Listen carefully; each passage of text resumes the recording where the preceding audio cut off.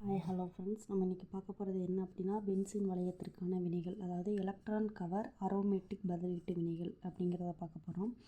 Alcohol, NH2 etcetera அந்த மாதிரி போன்ற தொகுதிகள் பென்சீன் வளையத்தில் நேரடியாக இடம்பெற்றிருக்கும் போது அவைகள் பென்சீன் வளையத்தை கிளறுவதால் வரக்கூடிய எலக்ட்ரான் பொருட்கள் தான் ஆர்த்தோ பாரா இடத்தை ஆக்கிரமித்து கொள்கிறது அப்படின்னு சொல்லி நம்ம சொல்லணும்.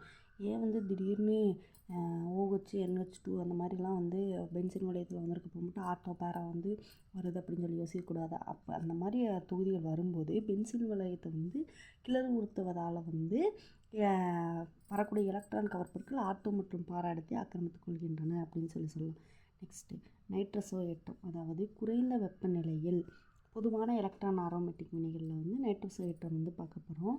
குறைந்த வெப்பநிலையில் ஃபீனால் HNO2 உடன் எளியதாக நைட்ரோசைட் ஏற்றம் அடைகிறது.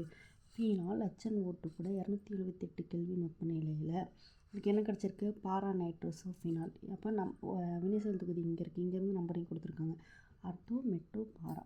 நெக்ஸ்ட்டு நைட்ரசோ ஏற்றம், ஃபீனால் அறையோட வெப்பநிலையில் 20% நைட்ரிக் அமிலத்துடன் வினைப்பட்டு ஆர்த்தோ மற்றும் பாரா நைட்ரோஃபீனாலுக்காக உருவாகிறதுன்னு சொல்கிறாங்க.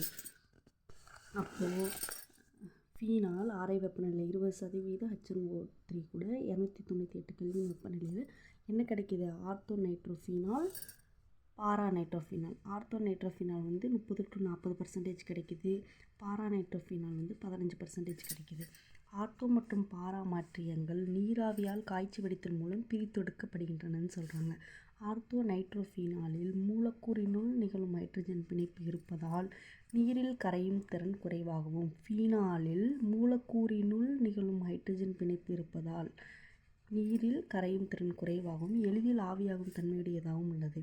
மாறாக பாரா நைட்ரோஃபீனாலில் மூலக்கூறுகளுக்கு இடைப்பட்ட ஹைட்ரஜன் பிணைப்பு காணப்படுவதால் நீரில் எளிதில் கரையும் தன்மையும் குறைந்த ஆவியாகும் தன்மையும் கொண்டதாக உள்ளது அப்படின்னு சொல்கிறாங்க.